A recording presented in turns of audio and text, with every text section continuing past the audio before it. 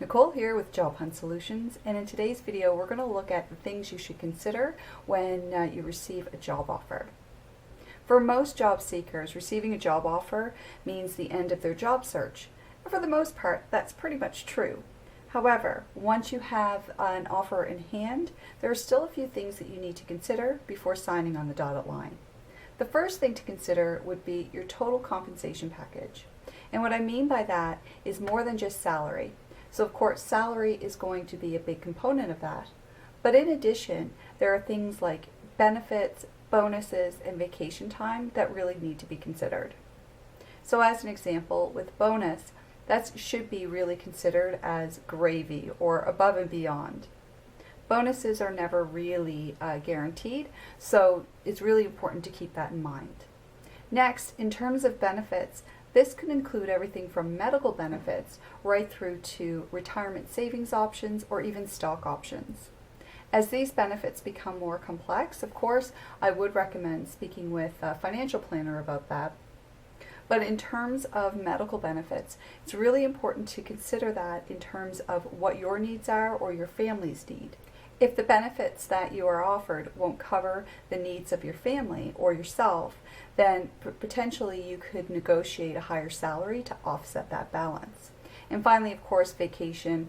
That's really going to be up to yourself in terms of what you're comfortable with, but that could potentially be a negotiation piece. Alternately, there could be some creative solutions that you can come up with to offset any maybe imbalances in total compensation. So things like sign-on bonus or even work from home options. The second thing to consider would be your commute. So the commute to the location when you're going for your interviews, especially if it was during off-peak hours, could be vastly different than what your commute would look like during rush hour. If you have the opportunity, I would recommend doing a dry run to the location during rush hour. And if that's not an option, see if you know of any, maybe your neighbors or anybody that you know of who works in that sort of location, and ask them what it's like to travel to that particular area during rush hour. The third thing to consider is any travel that might be required with the role. So in some cases, travel could be, relatively heavy. So just really making sure that you are clear on that before you sign on the dotted line, as it were. But just keep in mind that you may not be able to get anything written in your employment contract about limiting the amount of travel that you have.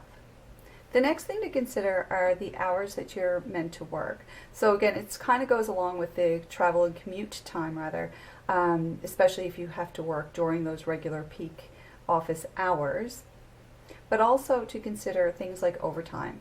Is the role overtime eligible? And if so, how many hours of overtime are generally worked?